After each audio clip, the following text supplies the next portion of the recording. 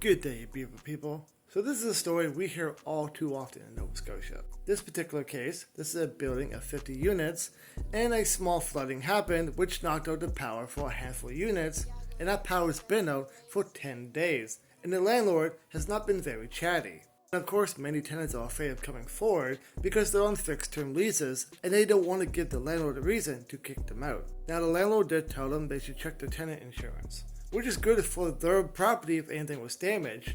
But what about the unit itself? There could be mold issues, electrical issues, more potential flooding issues. There's a number of issues going on in the walls that tenants are not aware of, and the city can't just send an inspector to go check that out because the landlords don't like that. Of course, tenants have a fear that this could lead to renoviction. The city will condemn a unit because of mold or whatever, and the tenant has to suffer by moving out. This affects hundreds, if not thousands, of tenants in Nova Scotia. It can get so bad that even the entire water infrastructure, like what happened in Ocean Breeze, is like 50 plus years old and needs to be completely torn out, so they have to kick out the entirety of the whole village of residents. Now in situations like this, we could have used the tenancy enforcement unit that Tim Houston, mind you, paid $300,000 to look at Ontario's version and bring to Nova Scotia. After that investigation, he decided to then throw it in the garbage, claiming there'd be too much red tape and too much bureaucracy.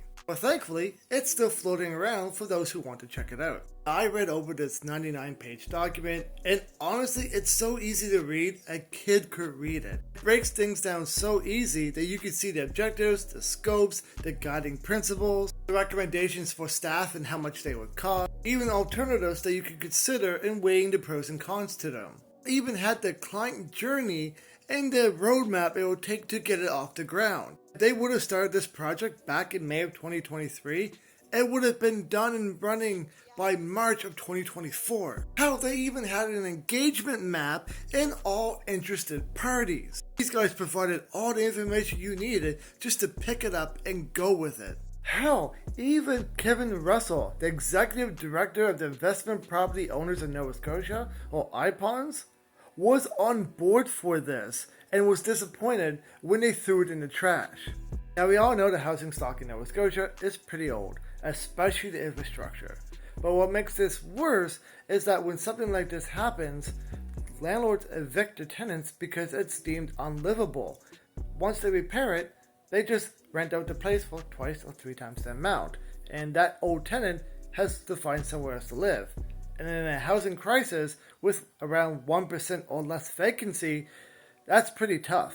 And they wonder why we are struggling with having encampments and having a homelessness issue. But like always, these are my thoughts on the issue. I'm very curious to know what are your thoughts about this in the comments down below.